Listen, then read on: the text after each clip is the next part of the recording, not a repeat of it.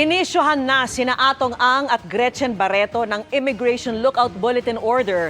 Gayon din ang halos 60 iba pang idinadawit sa missing Sabongero case.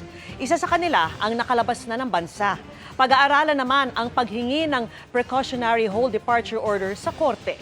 At nakatutok si Salima Refran. May umiiral ng Immigration Lookout Bulletin Order laban sa mahigit 60 na inirereklamo para sa pagkawala ng mga Sabongero, ayon mismo kay Justice Secretary Jesus Crispin Remulla.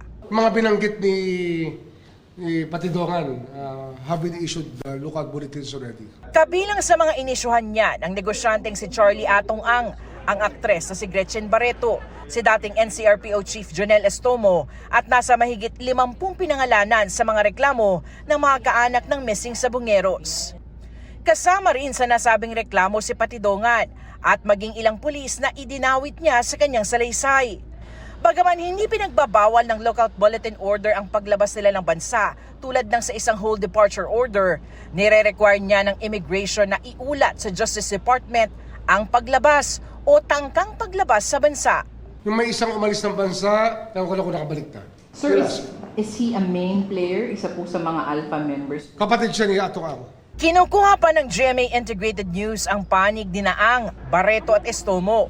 Pero dati na nilang itinanggi ang anumang kaugnayan sa pagkawala ng mga Sabongero.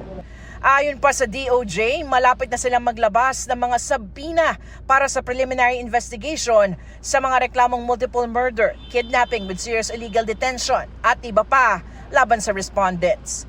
Pag-aaralan rin ang paghingi ng PHDO o precautionary hold departure order sa korte. We will study that if, for example, there is basis to anticipate that any of them might abscond or probably leave the country or there is that danger. Sinigundahan rin ni Remulla ang binunyag ng NAPOLCOM na may isa pang active police general at ilang pang pulis ang iniimbestigahan. Isa pang general na ginawang regional director na hindi dapat inilagay sa pwesto yun.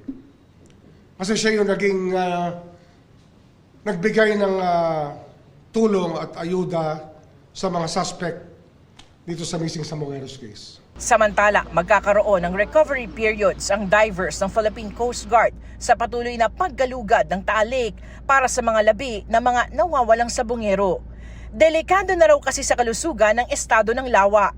Yung mga divers nagkakaroon ng skin disease, they're getting skin infections because it's full of fecal matter. The lake is full of fecal matter and other very unhealthy contents. Taal Lake is really dying and they're dumping the dead there. Gumagamit na rin daw ng decompression chambers ang divers para mapabilis ang kanilang recovery. Para sa GMA Integrated News, Salima Refran, nakatutok 24 oras.